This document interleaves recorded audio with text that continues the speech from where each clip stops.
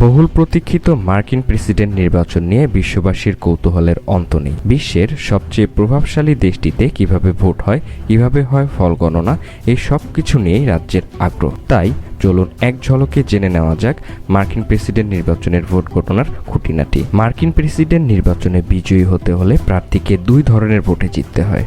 একটি হচ্ছে popular vote বা সাধারণ ভোটারদের ভোট, আরেকটি হচ্ছে ইলেকটোরাল কলেজ ভোট নামের নির্বাচক মণ্ডলীর ভোট। 538টি ইলেকটোরাল ভোটের মধ্যে যিনি বেশি ভোট পান তিনি প্রেসিডেন্ট পদে বসেন। যুক্তরাষ্ট্রে অন্য অনেক দেশের মতো কেন্দ্রীয় নির্বাচন কমিশন নেই, তাই প্রত্যেকটি অঙ্গরাজ্য নিজের আইন অনুযায়ী নির্বাচন প্রক্রিয়া সম্পন্ন করে থাকে। ভোট গণনার নিয়মও রাজ্যভেদে ভিন্ন। আমেরিকার 50টি অঙ্গরাজ্যের অধিকাংশ ভোটিং মেশিন ব্যবহারের অনুমতি দিলেও ভোট গ্রহণ হয় বেশি ব্যালটে। ভোট গণনার সময় তাই অনেকটা ঝাঁকি পোহাতে হয় সংশ্লিষ্টদের। শুরুতে হস্তাক্ষর মেলানো, নথি খতিয়ে দেখা ও ব্যালটগুলোকে স্ক্যান করতে হয়। এই সমস্ত কিছু খতিয়ে দেখার পর শুরু হয় ভোট গণনা। ভোট গণনা শেষ হতে কয়েকদিন সময় লেগে যেতে পারে, তবে সাধারণত ভোটের পরদিন ভোর হতেই কে বিজয়ী হতে যাচ্ছেন তা স্পষ্ট হয়ে যায়। প্রতিটি রাজ্য নিজের মতো করে গণনার দিন ঠিক করে। নভেম্বরের 5 তারিখ ভোটদান শেষ হলেও চূড়ান্ত ফল আসতে কয়েকদিন দেরি হতে পারে। সাধারণত ভোটের রাতে মার্কিন সংবাদ মাধ্যমগুলোতে মোটামুটি রাজ্যগুলোর ফল ঘোষণা হয়ে যায়, যদিও সমস্ত সংখ্যা আসতে আরও 2-1 দিন সময় লেগে যায়। ফলে মোট 538টি ইলেকটোরাল কলেজের মাধ্যমে ম্যাজিক ফিগার 270টি কোন প্রার্থী আগে ছুঁয়ে ফেলেছেন তা স্পষ্ট হয়ে যায়।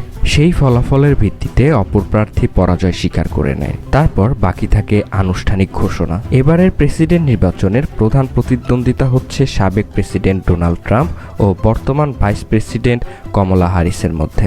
ডেমোক্রেটিক পার্টির হয়ে লড়ছেন কমলা আর রিপাবলিকান পার্টির হয়ে ট্রাম্প। যুক্তরাষ্ট্রের প্রেসিডেন্ট নির্বাচনে অত্যন্ত গুরুত্বপূর্ণ ভূমিকা রাখে ইলেকটোরাল ভোট। মূলত প্রেসিডেন্ট কে হবেন তা নির্ভর করে এই ইলেকটোরাল ভোটের উপর। ইলেকটোরাল ভোট পদ্ধতিটি ইলেকটোরাল কলেজ নামে পরিচিত। এই পদ্ধতিটিতে প্রতিটি অঙ্গরাজ্য থেকে ইলেক্টর বা নির্বাচকদের মনোনয়ন দেওয়া হয়। এই নির্বাচকেরা যুক্তরাষ্ট্রের প্রেসিডেন্ট ও ভাইস প্রেসিডেন্ট বেছে নিতে তাদের ভোট অধিকার প্রয়োগ করেন। এই পুরো পদ্ধতিটি নিয়ন্ত্রণ করে মার্কিন আইন পরিষদ কংগ্রেস। সাধারণত প্রেসিডেন্ট নির্বাচনের আগে রাজনৈতিক দলগুলোর পক্ষ থেকে তাদের মনোনীত ইলেকটোরাল ভোটারের তালিকা জমা দেওয়া হয়, যাকে বলা হয় স্লেট। আর কোন রাজ্যে কতটি ইলেকটোরাল ভোট থাকবে সেটি নির্ধারিত হয় ওই রাজ্যের কতটি কংগ্রেশনাল ডিস্ট্রিক্ট রয়েছে তার উপরে। প্রতিটি কংগ্রেশনাল ডিস্ট্রিক্টের জন্য একটি করে ভোট এবং 2 জন সিনেটের জন্য 2টি ভোট বরাদ্দ থাকে। যুক্তরাষ্ট্রের সংবিধানের 23তম সংশোধনীতে বলা হয়েছে যুক্তরাষ্ট্রের 50টি অঙ্গরাজ্য ছাড়াও ডিস্ট্রিক্ট অফ কলম্বিয়ার জন্য অতিরিক্ত 3 জন ইলেক্টর নিয়োগ করা যাবে। এই পদ্ধতির স্বার্থেই নির্বাচনের সময় ডিস্ট্রিক্ট অফ কলম্বিয়াকেও আলাদা রাজ্য হিসাবে বিবেচনা করা হয়। নির্বাচনের দিন ভোটাররা মূলত প্রার্থীদের বাছাই করা ইলেক্টরদের ভোট দিয়ে থাকেন। 2টি ছাড়া বাকি 48টি অঙ্গরাজ্যে উইনার টেক্সট অল, অর্থাৎ জয়ী প্রার্থী ওই অঙ্গরাজ্যের জন্য বরাদ্দ সবগুলো ইলেকটোরাল কলেজ ভোট পেয়ে থাকেন। নির্বাচনের দিন সারা দেশে ভোটারেরা যে ভোট দেন সেটিকে বলা হয় পপুলার ভোট, আর ইলেকটোরাল কলেজের ভোটারকে বলা হয় ইলেকটোরাল ভোট। কোনো একটি অঙ্গরাজ্যে যে প্রার্থী সবচেয়ে বেশি পপুলার ভোট পাবেন তার ঝুলিতেই ওই অঙ্গরাজ্যের সব ইলেকটোরাল ভোট যাবে। জনসংখ্যার ভিত্তিতে সবচেয়ে বেশি ইলেকটোরাল ভোট রয়েছে ক্যালিফোর্নিয়া অঙ্গরাজ্যে।